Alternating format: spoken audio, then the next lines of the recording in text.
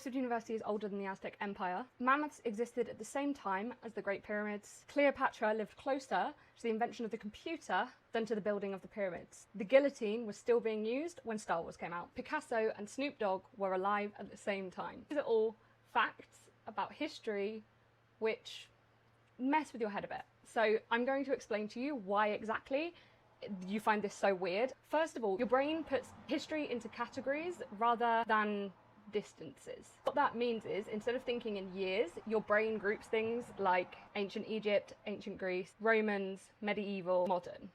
Since Cleopatra and the pyramids are both ancient Egypt, your brain is grouping them together, even though they're separated by a similar amount of time to us and the Roman Empire. Secondly, we don't have an intuitive scale beyond a few hundred years.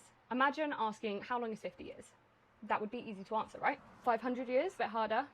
2,500 years, almost impossible to feel.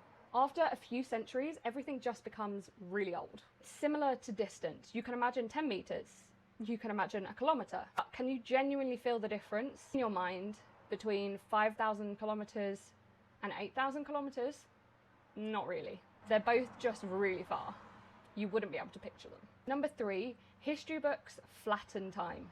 Schools often will teach history like Egyptians, Greeks, Romans, but in reality they're obviously not neat chapters. They overlap massively. For example, woolly mammoths were still alive when the pyramids were being built, and Oxford University was founded long before the Aztec Empire.